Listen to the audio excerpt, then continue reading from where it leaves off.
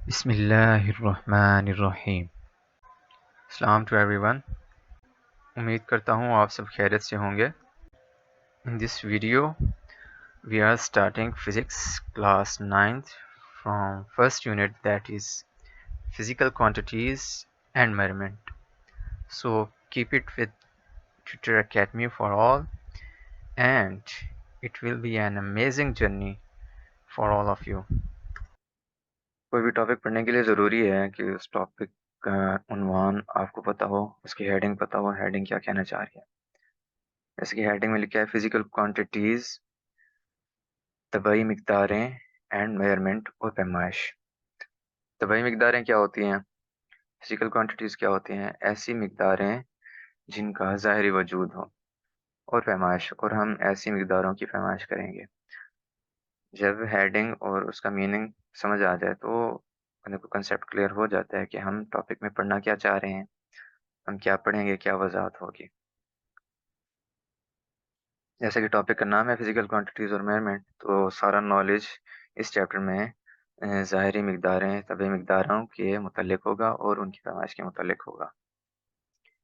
ये टॉपिक पढ़ने के बाद, ये चैप्टर पढ़ने के बाद स्टूडेंट्स लर्निंग आउटकम्स क्या होंगी? स्टूडेंट्स को इन चीज़ का नॉलेज होगा, वो सीख चुके होंगे, जैसा कि साइंस क्या है, टेक्नोलॉजी क्या है, सोसाइटी क्या है, एग्जाम्पल साइंस की, और फिजिकल क्वांटिटीज़ और उनकी मैग्नीट्यूड, वसअत और यूनिट वगैरह क्या होंगे। मतलब कि ये नॉलेज होगा, ये पॉइंट्स आप पढ़ लीजिएगा। ये कुछ स्टूडेंट्स सीख चुके होंगे। इसके आगे वो बता रहा है कि this unit is build on, ये चैप्टर बनाया गया है, कहाँ से बनाया गया है? Measurement class 8th science, 8th class की साइंस के चैप्टर मेजरमेंट से, और मैथ्स 9th क्लास उसके चैप्टर साइंटिफिक न्यूट्रिशन से। इन दो चैप्टर से बनाया गया है, लिया गया है, और ये चैप्टर लीड करता है, this unit leads to measurement physics 11th। और ये चैप्टर जब आप पढ़ लेंगे तो इसका नॉलेज आपको 11th क्लास की फिजिक्स के चैप्टर मेजरमेंट में रहनुमाई करेगा और मदद देगा। इसके बाद इन्वेस्टिगेशन स्किल्स, मतलब कि कुछ स्किल्स आ जाएंगी स्टूडेंट्स को, जैसे मेयरिंग टेप है, मीटर रूल है, वर्नियर कैलिपर है, माइक्रोमीटर, स्क्रू गेज। ये कुछ गैजेट्स हैं, इनका यूज़ पता होगा, इनको इस्तेमाल करने की स्किल्स आ जाएंगी। इस चैप्टर में मेजर कंसेप्ट 7 दिए गए हैं जो कि साइड पे लिखे हैं। मेजर टॉपिक होंगे जिनके बारे में हम पढ़ेंगे।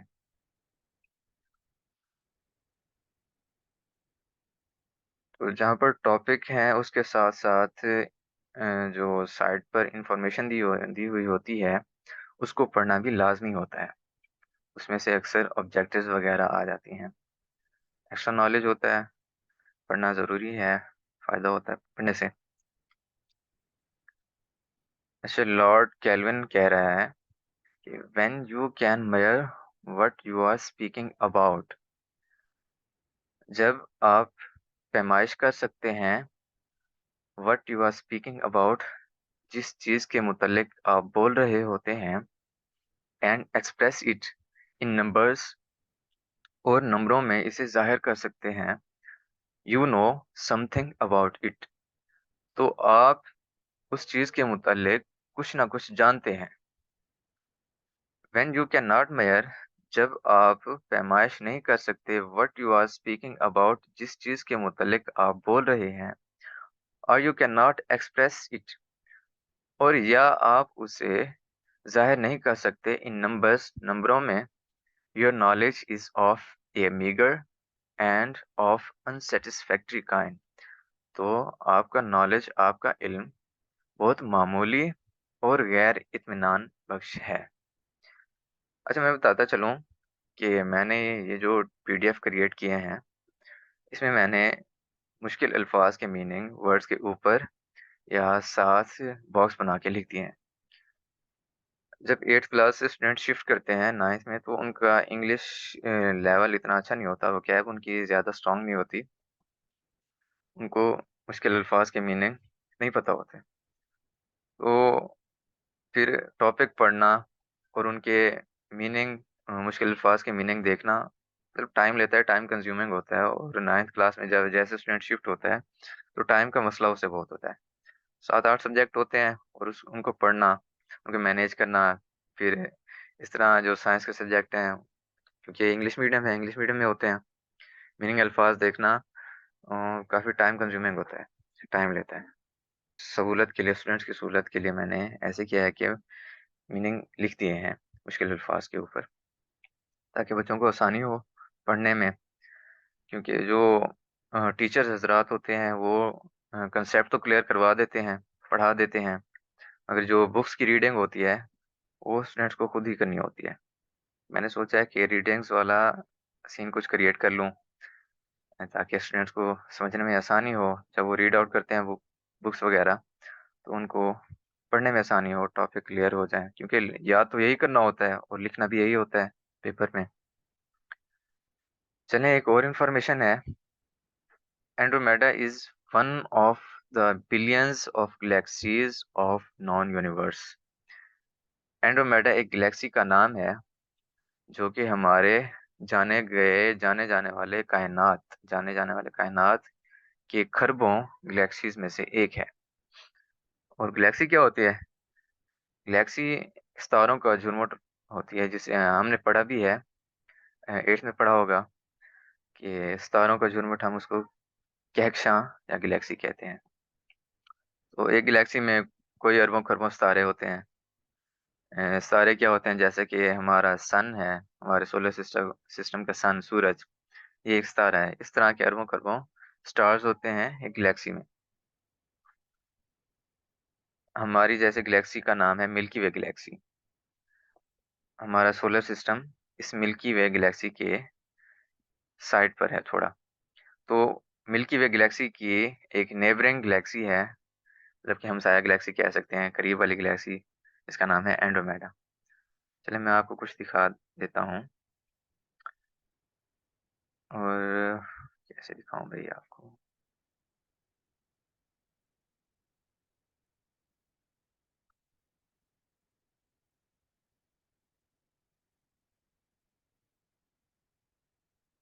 अच्छा, ये देखें, एक पिक्चर है मिल्की वे गैलेक्सी की, जिसमें हमारा सोलर सिस्टम है।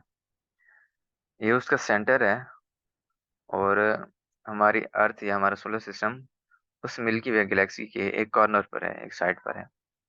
और ये मिल्की वे गैलेक्सी स्पाइरल टाइप है, इस तरह कुछ। और हमारा सोलर सिस्टम इस पॉइंट पर है, कर्सर जहाँ पर जा रहा है तकरीबन यहाँ पर है। तो ये कुछ नॉलेज था। ये मिल्की वे गैलेक्सी है, हमारी गैलेक्सी, मैंने सोचा शेयर कर दूं।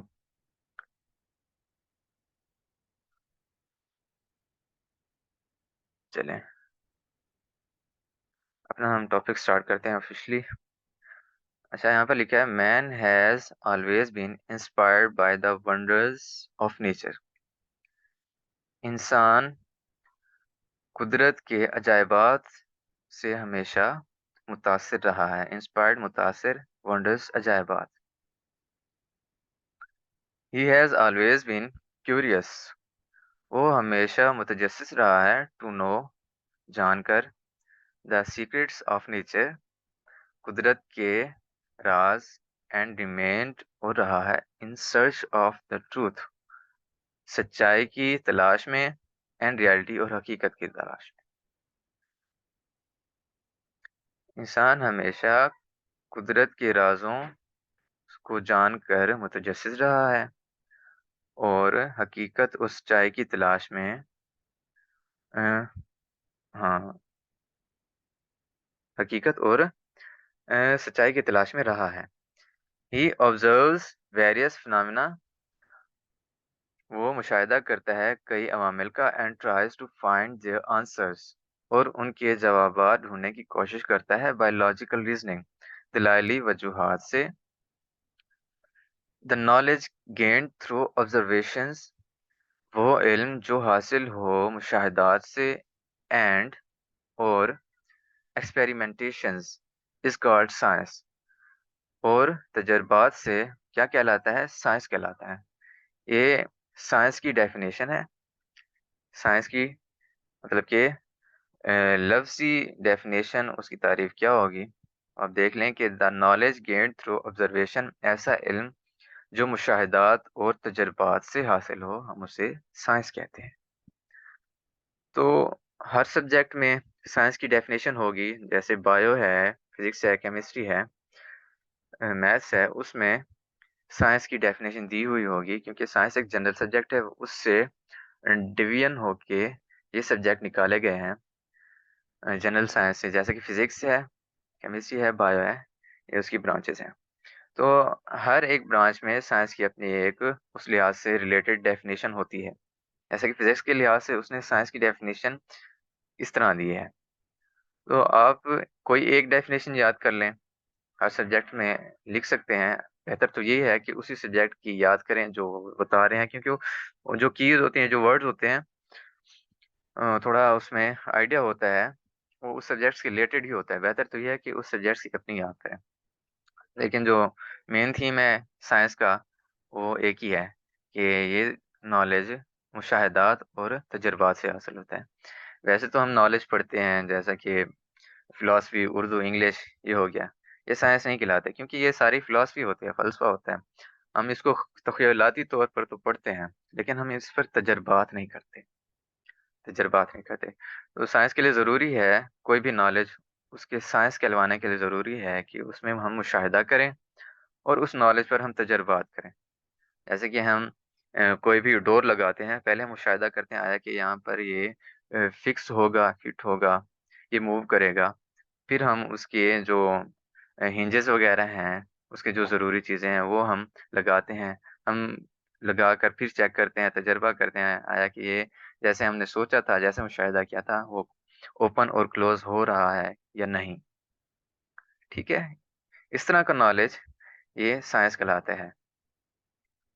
आगे हम पढ़ते हैं, the word science is derived from the Latin word scientia। बता रहा है कि लफ्ज़ साइंस कहाँ से माख़ूज़ है? द वर्ड साइंस लातीनी ज़बान के लफ्ज़ साइंसा से माख़ूज़ है। derived मतलब माख़ूज़। मैंने साइड बॉक्स दिए हुए हैं, उसमें मुश्किल अल्फ़ाज़ के मीनिंग लिखे गए हैं, तो आप वहाँ से देख सकते हैं, अगर कोई भी मीनिंग मुश्किल हो या ना आता हो किसी भी वर्ड का मीनिंग। ये साइंसा का क्या मीनिंग है? Which means knowledge. साइंसा का मतलब है knowledge. Not until 18th century, 18वीं सदी से पहले तक वेरियस एस्पेक्ट्स, कई पहलू, एस्पेक्ट मतलब पहलू, of material objects, sorry, material objects के कई पहलू, मटेरियल ऑब्जेक्ट्स क्या हो गए?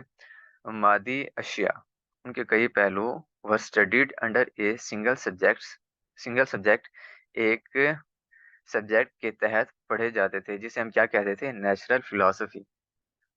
हम उसको नेचुरल फिलॉसफी कहते थे। नेचुरल फिलॉसफी एक ही सब्जेक्ट होता था, उसी के अंडर, उसी के तहत ही सारे मटेरियल ऑब्जेक्ट्स स्टडी किए जाते थे। तब ये फिजिक्स, केमिस्ट्री, बायो, ये कोई अलग ब्रांचेस नहीं थी। एक जनरली तौर पर नेचुरल फिलॉसफी के तहत ही पढ़े जाते थे। But as the knowledge increased, मगर जैसे नॉलेज बढ़ता गया, it was divided into two main streams, तो ये दो बुनियादी सिलसिलों में तकसीम किया गया। कौन-कौन से सिलसिले थे? फिजिकल साइंस, फिजिकल साइंस एक मेन स्ट्रीम ये थी, which deal with the study of non living things, जो कि बेजान अशिया के मुताले से ताल्लुक़ रखती थी। एंड बायोलॉजिकल साइंसेस, और दूसरी स्ट्रीम कौन-सी थी? दूसरी स्ट्रीम थी बायोलॉजिकल साइंसेस, जो कि concerned with the study of living things, जो जानदारों के मुताले से ताल्लुक़ रखती थी। नेचुरल फिलॉसफी को 18वीं सदी में या उसके बाद इन दो मेन स्ट्रीम्स में तकसीम किया गया, जिसमें फिजिकल साइंसेस भी आए और बायोलॉजिकल साइंसेस भी आ गए।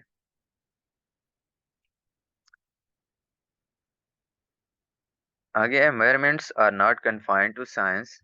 पैमाइशें सिर्फ साइंस तक ही महदूद नहीं हैं। कन्फाइंड मतलब महदूद।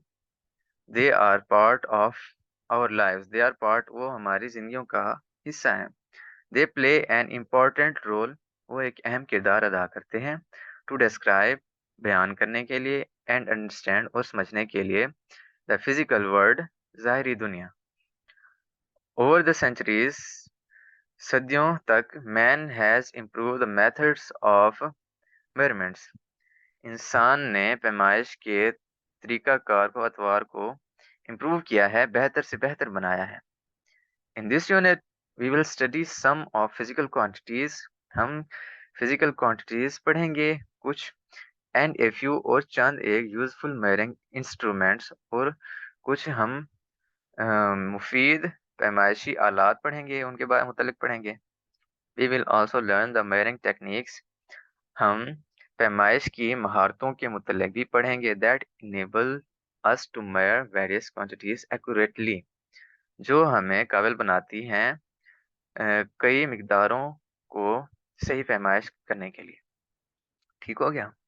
इस टॉपिक तक हमने जो पढ़ा है उसमें कुछ अहम डेफिनेशंस आ गए हैं, अहम क्वेरीज भी आ गए हैं, जिसे हम जैसे कि साइंस है, नेचुरल फिलॉसफी है, फिजिकल साइंस है और बायोलॉजिकल साइंस है।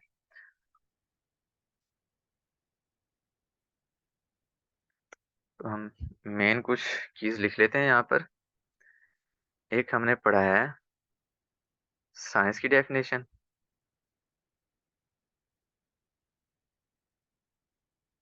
दूसरा हमने पढ़ा है नेचुरल फिलॉसफी,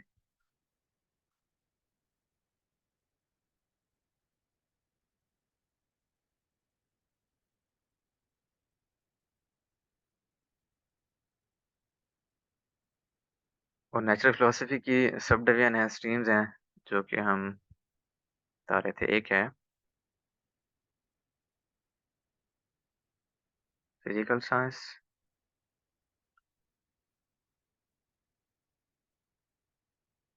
दूसरा है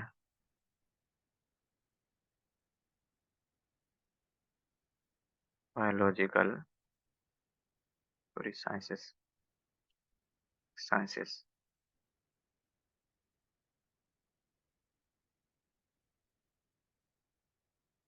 तो ये इंपॉर्टेंट कीज हैं जो कि आपने याद करनी है, इनकी डेफिनेशन याद करनी है, सिर्फ इनके नाम नहीं, इनकी डेफिनेशन भी पता हो। इस टॉपिक में ये इंपॉर्टेंट कीज हैं। साइंस की डेफिनेशन आपको आती हो, नेचुरल फिलॉसफी की आती हो, फिजिकल साइंसेस की आती हो और बायोलॉजिकल साइंसेस की आती हो कि फिजिकल साइंसेस क्या है, बायोलॉजिकल साइंसेस क्या है। और मैं एक्चुअली नोट्स भी बनाऊंगा जिनमें इनकी डेफिनेशन दी होगी प्रॉपर, आप मज़ीद वहाँ से याद कर सकते हैं।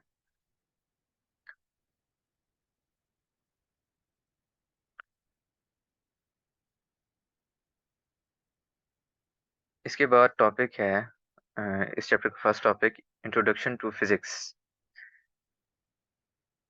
फिजिक्स से तारुफ, फिजिक्स का तारुफ।